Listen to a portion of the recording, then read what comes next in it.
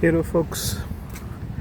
After 2 weeks here in Washington, D.C., as we're about to leave, Eric, Kobus, and I to go back in Africa and Vietnam, I'm living here with the big questions, really with a sense of doubt first, like not really understanding today really what U.S. Africa policy looks like, what they really want to achieve, what's the strategy beyond the kick China out.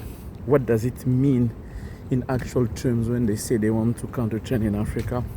What shape does it take? What success looks like? How do they define they have successfully countered China in Africa?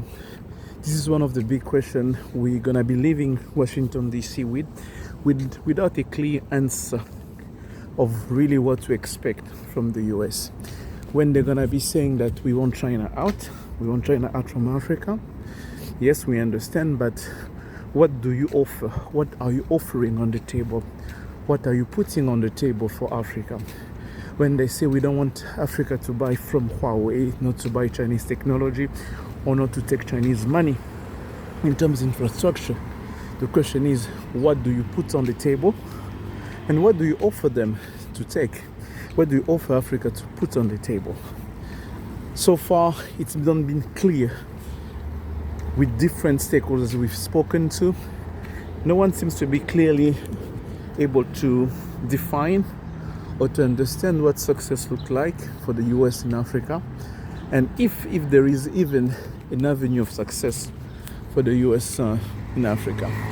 And this is going to be one of the big questions for us as we leave the US, where we kind of do not get not the understanding, but the clear picture of really what the US want to achieve on the continent.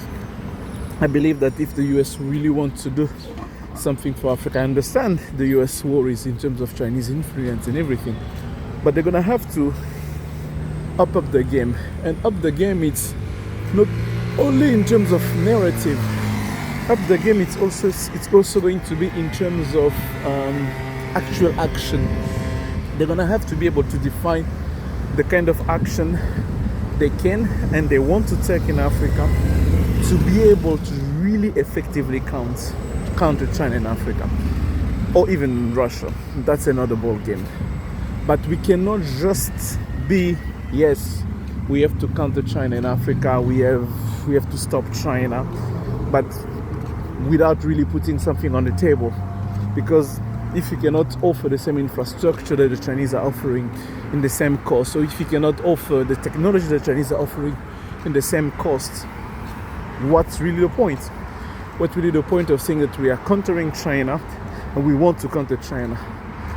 The analogy I took is like a disgruntled husband whose ex-wife is getting with another man, but he's not happy about that. But without really him offering any other options, without him saying I'm gonna take you back, but just not happy with the ex-wife taking another husband. And this is, I think, what's going to be the biggest challenge, and even for us Africans. And I think that we should not be heading into that debate of US countering China in Africa without ourselves asking, what does it mean?